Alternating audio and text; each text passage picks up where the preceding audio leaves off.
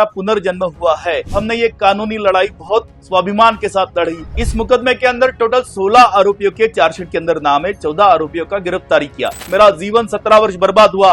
मेरा इतना ही निवेदन है कि मेरा परिवार बर्बाद हुआ, मेरा जिंदगी का वक्त बर्बाद हुआ, किसी भी भारतीय का आगे चल के वक्त बर्बाद ना हो। गत 17 वर्षों से की जो हम राह देख रहे थे, तो कल सम्माननीय विशेष न्यायालय मुंबई ने हमारे निर्दोषत्व के ऊपर ठप्पा लगाया। उसी वक्त सम्माननीय न्यायालय का हमने आभार व्यक्त किया और हृदय से उनको बताया कि आज हमारा पुनर्जन्म हुआ है। ये किसी व्यक्ति की या संस्था संगठन की लड़ाई नहीं थी। तो हम बहुसंख्यक हिंदू समाज का जो आस्था का, श्रद्धा का प्रतीक था, इस परम पवित्र भगवा शब्द के लिए और सनातन हिंदू शब्द के लिए हमने ये कानूनी लड़ाई बहुत स्वाभिमान के साथ लड़ी। 2009 का आम चुनाव सामने रखकर तत्कालीन कांग्रेस का राज्य का और केंद्र का जो नेतृत्व था, उन्होंने मुस्लिम तुष्टीकरण का घटिया राजनीति किया। मालेगांव के जो पीड़ित टैक्स पेयर है, उनकी जान बचाने में वो सब लोग असमर्थ रहे। अल्पसंख्यक समाज के साथ छल किया और बहुसंख्यक हिंदू समाज के वोटों के ऊपर दशकों का इस देश के अंदर सत्ता का उपभोग किया। लेकिन इसी हिंदू समाज के साथ उन्होंने गद्दार किया। उनमें जो प्रमुख नाम थे, तो शरद पवार, दिग्विजय सिंह, सुशील कुमार शिंदे, शिवराज पाटिल, चिदम्बरम, जयंत पाटिल, राहुल गांधी, सोनिया गांधी, शकील अहमद, अहमद पटेल, इन्होंने क्षुद्र स्वार्थ का परिचय देते हुए हमारे बहुसंख्यक समाज को विश्व पटल के ऊपर बदनाम किया। लेकिन सम्माननीय स्वायत्त न्यायालय ने सच्चाई के ऊपर, धर्म के ऊपर, न्याय के ऊपर कर शिक्का मुर्तब किया और हमारा निर्दोषत्व इसीलिए साबित हुआ। अगर 2014 में समूचे बहुसंख्यक हिंदू समाज ने अपना राष्ट्रीय कर्तव्य नहीं निभाया होता, सरकार अगर नहीं बदली होती, तो हम जीवित बाहर नहीं आते थे। इसीलिए हम बार बार कहेंगे, आजीवन कहेंगे कि राज्य सरकार के और केंद्र सरकार के हम लाभार्थी भारतीय है। इन्हीं के वजह से हमें जीवन दान मिला है। आज स्वस्थ समाज में आज मैं अपने घर पे बैठा हूं, तो उन्हीं सभी कार्यकर्ताओं की वजह से बैठा हूं।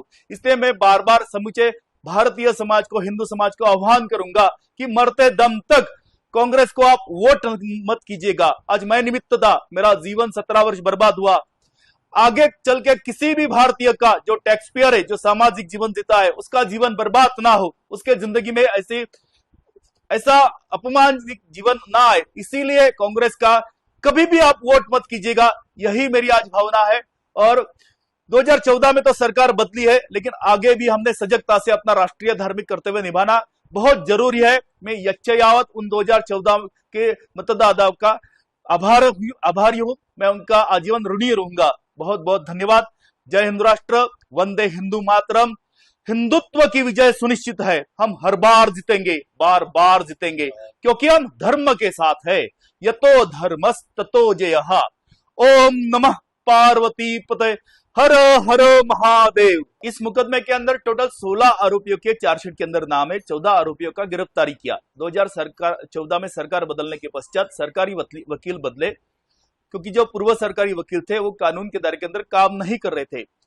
सप्लीमेंट्री चार्जशीट के अंदर 7 आरोपियों के खिलाफ कोई भी एविडेंस नहीं था और एटीएस ने यह ड्यूबियस मेथड से इन्वेस्टिगेशन किया, ऐसा देश का टॉप 1 प्रीमियर एजेंसी एनआईए कहता है। इस राज्य का सबसे बड़ा जो कानून है, एमसीओसी मकोका कहते हैं, वो भी झूठी तरीके से उसका अधिकारों का गलत इस्तेमाल करके हमारे ऊपर लगाया गया था। तो 9 साल उसके अंदर हमारा जीवन का चला गया। तो इस मुकदमे के अंदर केवल विटनेस से कोई ऊपर दबाव नहीं बनाया गया, तो जो एटीएस के ऑफिसर थे, जो आर्मी ऑफिसर थे, उनके ऊपर भी दबाव बनाया गया। इस मुकदमे का ओरिजिनल एफआईआर गायब, 164 स्टेटमेंट गायब, कन्फेशनल स्टेटमेंट गायब, एफिडेविट्स गायब, जो इलेक्ट्रॉनिक एविडेंस के नाम के ऊपर सीडी दिया गया वो भी वक्त के ऊपर चली नहीं, लेकिन उसके आधार के ऊपर 17 साल हमको इस जेल के अंदर रखा गया। तो हमें ही क्यों पकड़ा, बार बार ये जो सवाल उठता है, तो उसका प्रमुख कारण ये है कि ये सभी के सभी लोग निस्वार्थ भाव से, कर्तव्य भाव से, देश का जो सत्ताधारी कांग्रेस था, राज्य का जो राष्ट्रवादी कांग्रेस था, उनका जो देश विरोधी गतिविधि थी, तो कानून के दायरे के अंदर अपना संवैधानिक कर्तव्य का निर्वहन कर रहे थे। और जैसा गांधी वध के पश्चात सभी संस्था संगठनों को बैन करना, उनका शीर्ष नेतृत्व को जेल में डालना, उसी उद्देश्य से उनकी हामी हमने नहीं मिलाया। उनका जो भी कहना था वो हमने नहीं माना। हम सामाजिक जीवन जीते हैं। हम अपने जिंदगी में कभी भी जो सामाजिक, धार्मिक, क्षेत्रीय जीवन जीने वाले लोग थे, उसमें प्रमुखता से श्रद्धेय योगी आदित्यनाथ जी, श्रद्धेय श्री श्री रविशंकर जी, श्रद्धेय परम पूज्य सरसंघ चालक मोहन भागवत जी, श्रद्धेय अखिल भारतीय कार्यकारिणी सदस्य इंद्रेश कुमार जी, प्रवीण तोगड़िया जी, इनके आप नाम ले लो, न्यायालय में मुकर जाना, लेकिन ये हम हिंदुओं के लिए जीवंत भगवान है, जिंदा भगवान है। हम मरने के लिए तैयार थे, लेकिन हमने इनका नाम नहीं लिया, हमने झूठी गवाही नहीं दी, हम साक्षीदार नहीं बने, इसलिए आरोपी बने। और केवल मैं नहीं कह रहा हूं, ऐसे बहुत सारे साक्षीदारों ने एफिडेविट के ऊपर न्यायालय के अंदर भगवान की सौगंध खाकर ये साक्ष्य रिकॉर्ड हुई है। तो यह सच आज दुनिया के सामने आया है। तो आज कांग्रेस ने बहुसंख्यक हिंदू समाज की क्षमा मांगनी चाहिए, और अल्पसंख्यक समाज की जात जो छल किया है, तो उनके नेतृत्व को, उनके समाज को भी जागरूक होकर कभी भी उन्होंने भी कांग्रेस का साथ नहीं देना चाहिए।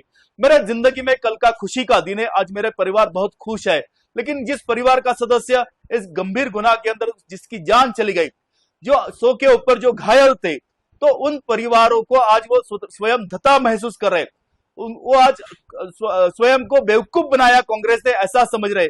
तो ऐसी घटिया राजनीति इस देश के अंदर नहीं चलना चाहिए। किसी भी करदाता, प्रामाणिक, देशभक्त, धर्मनिष्ठ भारतीयों ने कांग्रेस को परोक्ष अपरोक्ष रूप से कभी भी सहयोग नहीं करना चाहिए।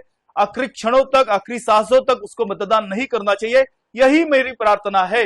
मेरा इतना ही निवेदन है कि मेरा परिवार बर्बाद हुआ, मेरा जिंदगी का वक्त बर्बाद हुआ, किसी भी भारतीय का आगे चल के वक्त बर्बाद ना हो, इसीलिए उन्होंने अपने कर्तव्य का, राष्ट्रीय कर्तव्य का परिचय देना चाहिए। आजीवन मैंने सभी भारतीयों का ऋणी रहूंगा जिन्होंने 2014 में सत्तांतर करने में अपना राष्ट्रीय कर्तव्य निभाया। ये ऑफिशियल न्यायालय का रिकॉर्ड है, सोलापुर का रिकॉर्ड है, जो हमारे कोर्ट के अंदर जब सुनवाई चली तो कोई एक्यूज के वकील ने उसकी सर्टिफिकेट कॉपी लगाया है। तो ये कोई लेमैन नहीं बोल रहा है, जो part of the investigation team था, जो एटीएस का ऑफिसर था, वो न्यायालय में कहता है कि ऐसा ऐसा मेरे ऊपर दबाव था। एक बात। दूसरी बात, बहुत सारे ऐसे एटीएस ऑफिसर है कि जब साक्ष्य देने के लिए आए तो उनको पता ही नहीं था कि उनके सीनियर ने उनके नाम से झूठे स्टेटमेंट रिकॉर्ड किया। जिस गाड़ी की कहानी बताई गई पूरा 17 साल तक, तो जब वो विटनेस आया, पुलिस अफसर आया, तो वो बोलता है कि मैं 100% कॉन्फिडेंट नहीं हूं कि इसी व्हीकल के ऊपर ब्लास्ट हुआ। न्यायालय के अंदर कोई भी अभियोजन पक्ष का जो भी रिकॉर्ड है वो साबित नहीं कर पाए।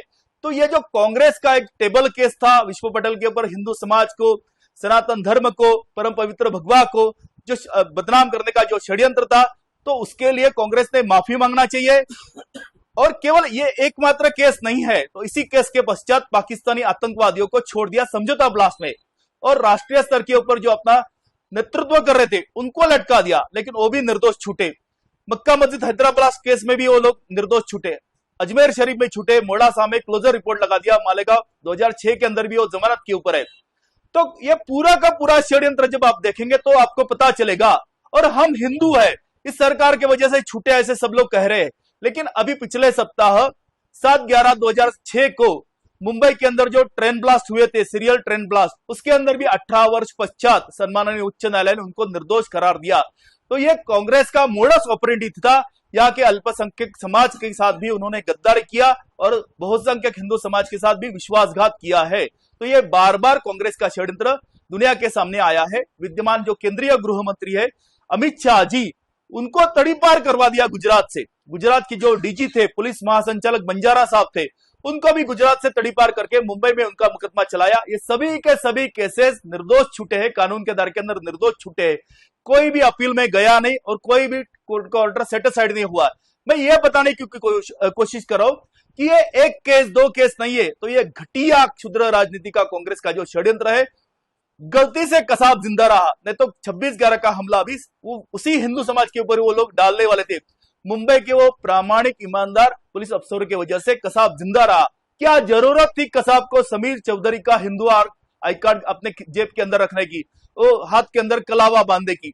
तो ये जो षड्यंत्र है पाकिस्तान के आईएसआई का, उसका सपोर्ट ये देश द्रोही कांग्रेस कर रही थी, और ऐसे कांग्रेस का विरोध करना हम भारतीयों का आजीवन कर्तव्य है। हमारी आने वाली अगर जो पुरखे, आने वाली जो भी हमारी नस्ल है, तो उनके प्रति अगर हम उत्तरदायी है, तो कांग्रेस का नामो निशान इस देश से मिटाना ये अनिवार्य है, ऐसा मैं स्वानुभव से बताना चाहूंगा। अगर आप ये वीडियो YouTube पर देख रहे हैं तो हमारे चैनल को सब्सक्राइब कर बेल आइकन दबाएं, और Facebook पर देख रहे हैं तो हमारे पेज को लाइक करें।